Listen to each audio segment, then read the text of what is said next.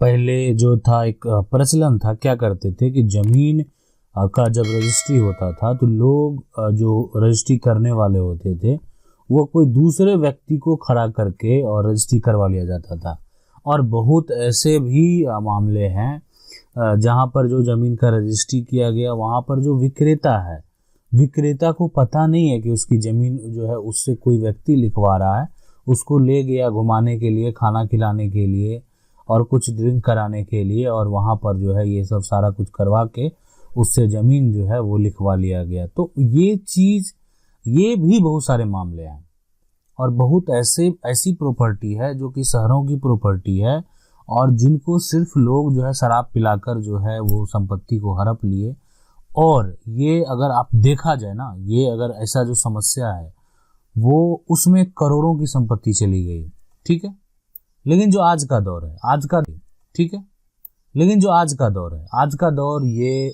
बहुत फ़र्क आया, इसलिए कि जब सिस्टम का प्लेटफॉर्म कंप्लीट जो है वो ऑनलाइन प्लेटफॉर्म पे काम करना शुरू कर दिया तो बहुत सारा जो है एक तरह से परिवर्तन आया। लोगों जो वहाँ पर एक तरह से रजिस्ट्री करने वाले हैं उसका फोटोग्राफ से लेकर फिंगरप्रिंट, मतलब कंप्लीट आइडेंटिटी जो है वो मेंशन होता है, जो कि कंप्यूटराइज होता है। आप उसको अगर कोई फेरबदल करता भी है तो पता चल जाता है। अब मान लेते हैं कोई रजिस्टर वाला है, अभी का पहचान है, बाद में पहचान पत्र ही बदल दिया, तो ये चीज़ आपका जो डॉक्यूमेंट है वो बदल दिया। तो बहुत तरह की चीज़ें हैं जो ऑफलाइन है उसमें आसानी से किया जा सकता है, लेकिन जब ऑनलाइन प्लेटफॉर्म होता है, आप अगर कुछ चेंजेज उसमें अगर कोई करता है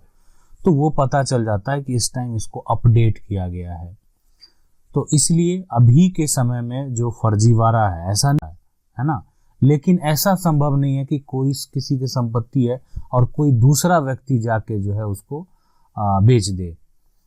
सवाल है कि साहब मेरे माँ के नाम का घर था और घर में हम रहते थे, कुछ लोगों ने झूठी रजिस्ट्री लेकर आकर जो है ज़बरदस्ती कब्जा किया। माँ जीवित नहीं है, रजिस्ट्री पिताजी जो है यहाँ पर पिताजी ने मार दी। देखें, इसमें जो माँ के नाम अगर घर है, घर में रहते हैं, अब सीधी सी बात है कि झूठी रजिस्ट्री लेने का अगर की बात है और आकर ज़बरदस्ती कब्जा भी कर लिया, तो जो माँ के नाम संपत्ति है, ठीक है, तो अब माँ की मृत्यु हो जाती है, बच्चे जो हैं, है ना, बच्चे जो हैं एक तरह से वो भी छोटे हैं अभी, तो उसमें उनके जो है आपके पिता का पूरा अधिकार बनता है। मतलब पिता चाहे तो उसको उस संपत्ति को वो बेच सकते हैं, इसलिए कि वो आपके माँ की प्रॉपर्टी का जो है उस संपत्ति पे अधिकार है कि वो जो है, या पति को उसमें जो है अगर अधिकार दिया गया है तो भी। लेकिन बच्चे हैं, अगर माँ के नाम प्रॉपर्टी है तो जो उनके बच्चे हैं वहाँ पर उनका भी अधिकार है। तो लेकिन अगर आपको लगता है कि रजिस्ट्री जो है वो एक तरह से गलत तरीके से किया गया है तो आप रजिस्ट्री को चैलेंज सिविल कोर्ट में कर सकते हैं, ठीक है। आप जो है केस फाइल कर सकते हैं। स्पेसिफिक रिलीफ एक्ट के तहत आपका केस जो है वो फाइल होगा और आपको लगेगा कि अगर यहाँ पर किसी प्रकार का गलत जो अगर हुआ है तो रजिस्ट्री जो है वो कैंसिल भी हो सकता है। सवाल है कि अगर पिता अपने जो है बेटी की या भाई अपने बहन की शादी के लिए रुपये कर्ज लेकर या फिर ज़मीन बेचकर शादी कर दे तो वह बेटी या बहन जो है बाद में अपने भाई से हिस्सा का दावा करे तो उस स्थिति में क्या होगा। देखें, एक पिता को अधिकार है, वो जो है, इसलिए पिता अगर बेटी की शादी में संपत्ति को एक तरह से बेचता है तो पिता को ये अधिकार है कि वो बेटी की शादी हो गया, बेटी की पढ़ाई, बेटे की पढ़ाई, है ना, या कोई ऐसा कोई परिवार में बीमार है उसके लिए, मतलब कोई ऐसा ज़रूरत है,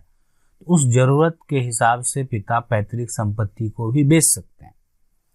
अब रही बात पिता के बाद का, तो जब पिता ये सारा कुछ कर लिए, उनका जो फर्ज था वो सारा कुछ करने के बाद पिता अब जीवित नहीं है, इस दुनिया में नहीं है, तो उनका जो भी बचा संपत्ति होगा, है ना, बचा जो संपत्ति होगा उस पे अधिकार बेटा बेटी सबका होगा। यानी पिता के द्वारा अगर कोई संपत्ति बेचा गया तो ऐसा अगर आप सोच रहे हैं कि वो बेटी का शेयर गया, क्यों ना बेटी की शादी में ही बेचा गया हो, तो ऐसा नहीं है। पिता की मृत्यु के बाद जो संपत्ति बचेगा उसमें बेटा बेटी जो भी हैं उन सब का अधिकार होगा।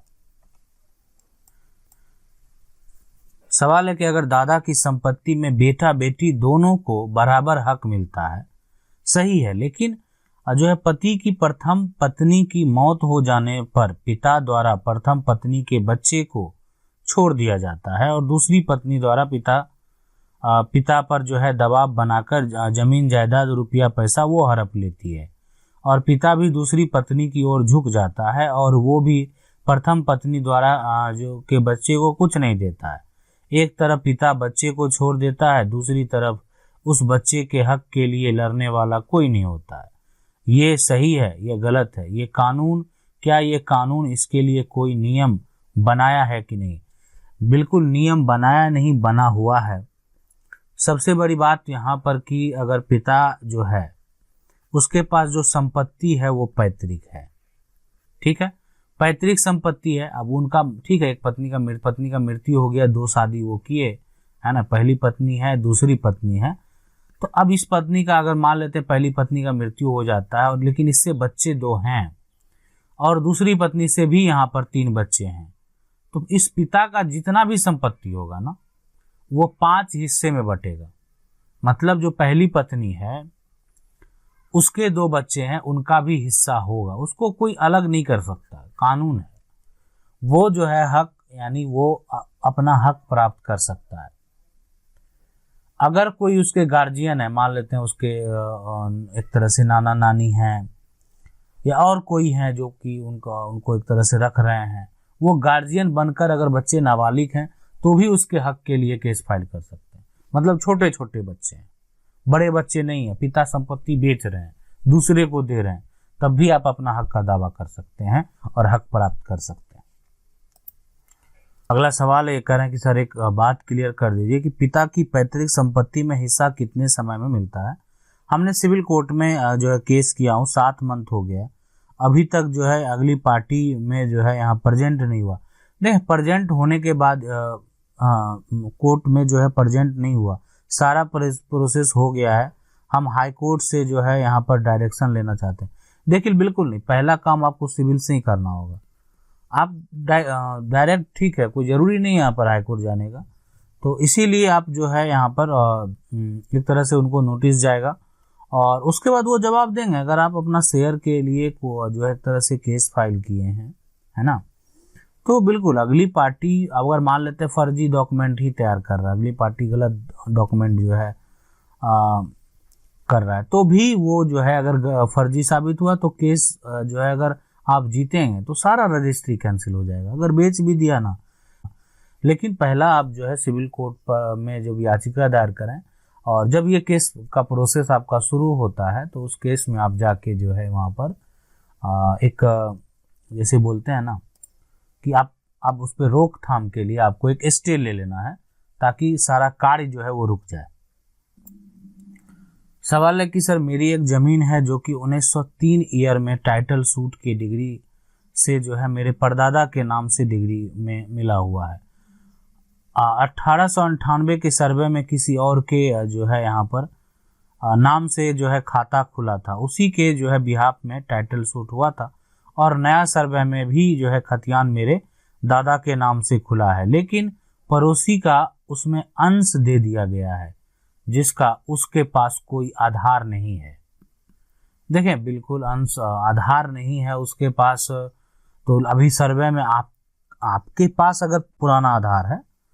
तो उस आधार पे आप दावा कर सकते हैं, लेकिन आपके पास अगर किसी प्रकार का कोई पुराना आधार नहीं है तो आप दावा कैसे करेंगे? तो आपके पास भी वो पुराना आधार होना चाहिए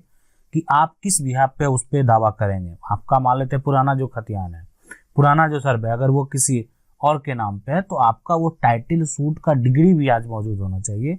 और जो कि आप कोर्ट में पेश करके दावा कर सकें कि वो संपत्ति को आप जीते हैं, आपकी संपत्ति है, गलत तरीके से सर्वे में इनका भी नाम चढ़ गया। तो अगर आप अगर इस टाइप के केस को जीत लेते हैं तो आसानी से आप उस संपत्ति को पा सकते हैं और जो आपके पड़ोसी हैं उनको किसी प्रकार का शेयर देने की जरूरत नहीं है। सवाल है कि सर जो है यानी हमने जो है खतियान से ज़मीन खरीदा है, रजिस्ट्री के साथ 2016 में उसमें जो है जमाबंदी नंबर नहीं चढ़ा है, खरीदने के बाद जमाबंदी नंबर जो है यहाँ पर नंबर चढ़ा है, उसके बाद दाखिल जो है यहाँ पर खारिज हुआ है सर, उस पर घर भी बना हुआ है ना सर, प्लीज़ हमें जो है यहाँ पर एडवाइस दें। ठीक है, अब ये अगर आपका ठीक है कोई खतियानी ज़मीन जो है, अब समस्या अगर जो है खरीदने के बाद मान लेते हैं भी जमाबंदी नंबर जो है यहाँ पर चढ़ा है या जो भी हुआ है, ज़मीन का जो है जब खतियान से आपने ज़मीन खरीदा और विक्रेता जो है खतियान से बेचा, बेचने वाला उसी परिवार का है, तो बिल्कुल अब आपका जमाबंदी नंबर बनेगा, दाखिल खारिज तो करना ही पड़ेगा। खतियान का इंफॉर्मेशन जो है वो एक जमाबंदी ये होता है कि खतियान में जितना इंफॉर्मेशन होता है, जितना प्लॉट सारा होता है, प्लॉट सारा जितना नंबर होता है,